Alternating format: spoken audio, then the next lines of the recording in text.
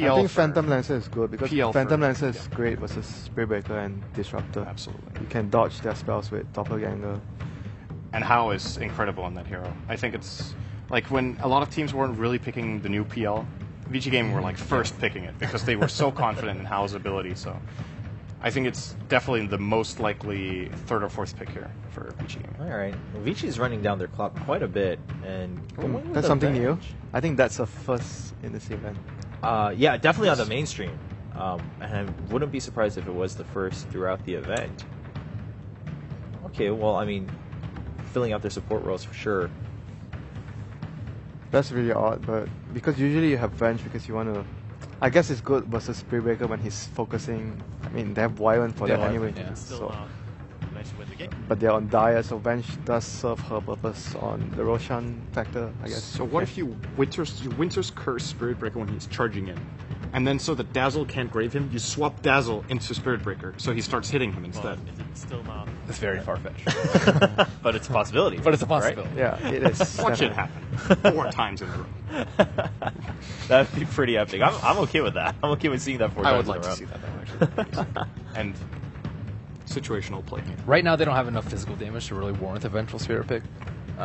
So They still I haven't think- picked their carry. Yeah.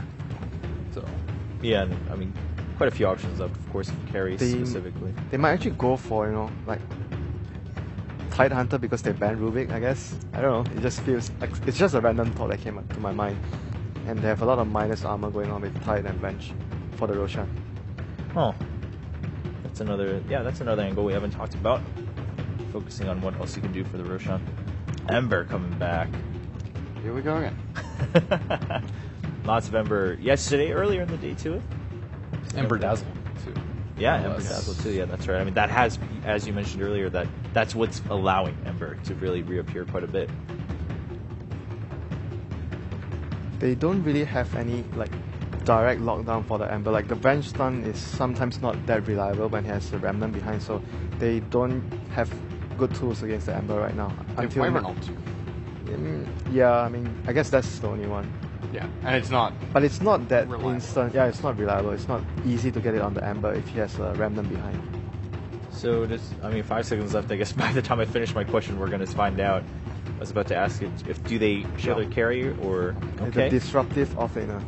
Here we go. Yeah, Yeah. coming out. They actually have really poor tools for dealing with an Undying offlane, I think.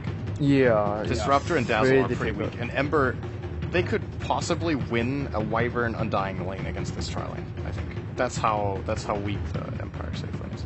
Or, if they run an aggressive tri-lane, it's just hands down a win for VG Gaming. Right. And they have the options right now, because Queen of Pain could technically safe lane and they can last pick a mid. Hao, I believe, does play a really good Queen of Pain, if that is what they plan to do. Or, I don't think you want to put PL one-on-one against Spirit Breaker. I don't think that's a nice thing to No, play. So. I don't think that's a good idea as well. Like, Spirit Breaker will be able to bully PL in the lane if that happens. So Vici looking for carry or carry to fill out their lineup, and Empire banning out that PL. Just still didn't want to deal with it at all, not leaving that possibility open. They actually did have the counter pick with the Ember. So. But playing it safe. Yeah, just again, I mean, that's what we've seen generally, right? With last bans, it's at that point, just play whatever you think is safest. You both teams rather have relatively shown your hands at this point. Finally, the Draft. ban. Fifth. That's another, very safe ban away. Don't want to take that chance. So what more does Empire need? They need burst damage, because Spirit Breaker is going to charge someone on Empire. The Ember catches someone. They need a follow-up damage because Dazzle and Disruptor doesn't do damage as supports. So they need a core that deals instant damage, something like a nukes as hard as a Zeus. Spirit Brothers. That's good A Spirit damage. Breaker Yeah, that's and still two good damage. Spirit Breaker and 2 spirits, you're right. And it's a resolution hero as well. But there are 2 defensive supports on VG Gaming side that could deal with a Storm Spirit initiation very well.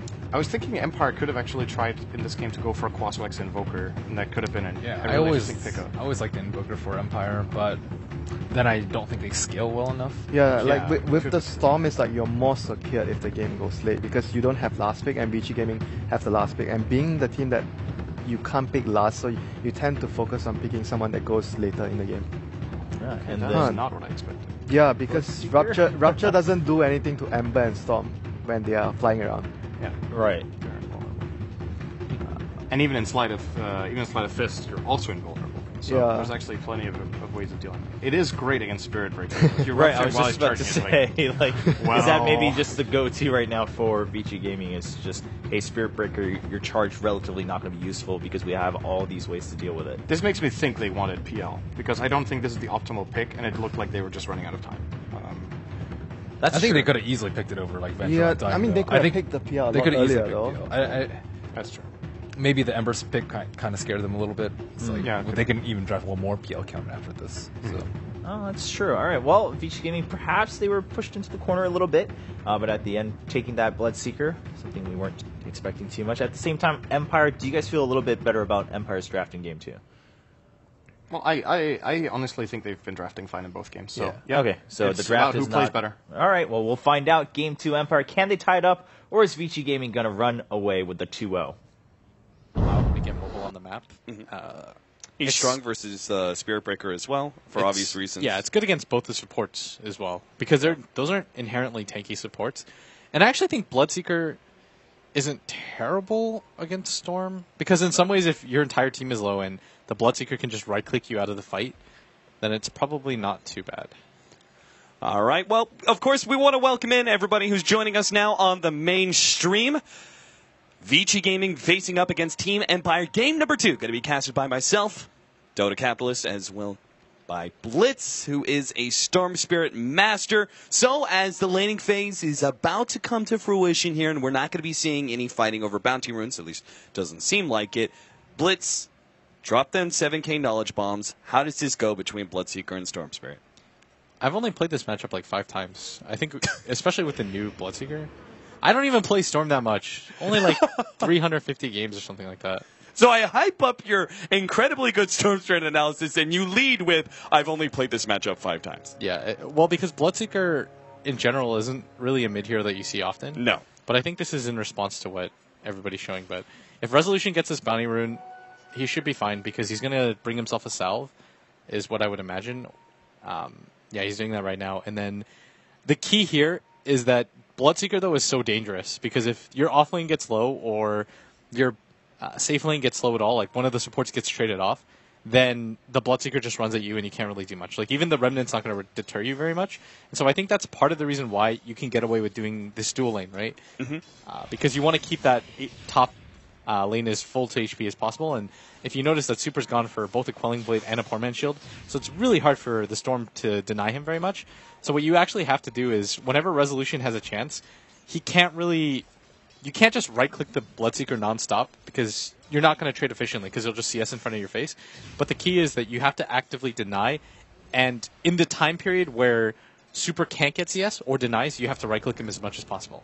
Like, you notice that Resolution is moving up on him constantly, and now he's going to Remnant, and he's forcing him away. You see that? Yep. And so Super now is in a position where he doesn't have enough HP to fight against this. Oh my god, he's almost going to He's die actually, here. Storm has terrible move speed, but you notice that is that every single time, instead of going for one or the other, he pushes up with the wave, and it makes it difficult for Super to do what he wants, which is just sit in the middle of the wave. So now he has to ferry himself regen, and now there's going to be a full wave or two where Resolution can pretty much do whatever he wants, and once you get the bottle with Storm Spirit, you're pretty much dandy in this lane. Like, you can actually kill the Bloodseeker at a pretty reasonable time. Yeah, this is a very momentum-based 1 versus 1, right? Like, once somebody gets a slight edge on the other, like, for example, the Storm Spirit with that last play damaging the Bloodseeker and bringing him low, he's then able to just aggressively push him out of lane, and the Bloodseeker can't rely. Now, bottom lane, Silent's going to be dropping low, will end up going down for the first blood. Winter Wyvern and the Undying. We're already putting so much pressure on this Ember Spirit, but now they're able to pick up an early kill on him. Good setup for VG Gaming already, it seems, for Super's some dead. of their lanes, but... Yep, Super going to be run out. Resolution finds that one, so even up that kill score 1-1.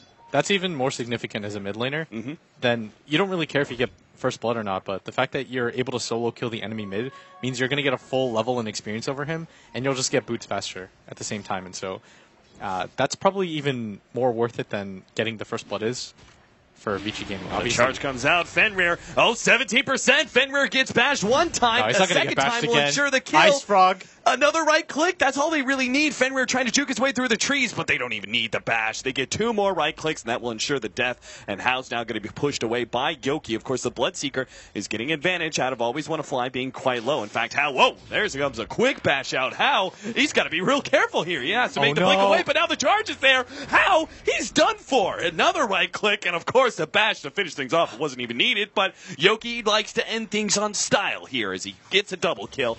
Back over to the middle lane, we watch Super drop quite low, as again, he just misses out on one of those right clicks and takes that remnant damage, and he's immediately dropping to very low HP.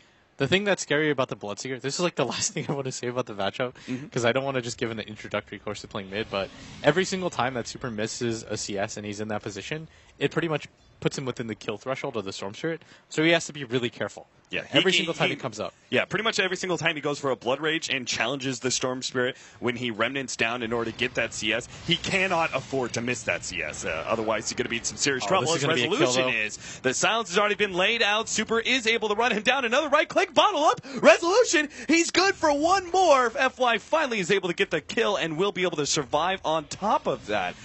FY gets away and now makes it a clean 3-3. Notice also that FY chose to go for the 2 levels of Arctic Burn very early on and not a level of Cold Embrace. Very offensive build by him. Yeah, I think going for that is just overall better right now in this situation because he's trying to get aggressive on all the lanes and he wants to help out Super. He has to. In this type of situation where you're just leaving your Bloodseeker to try to catch up by himself, it's never going to happen because there's 0 kill potential from Super on the Resolution. If Resolution gets ruptured, then he'll just roll away.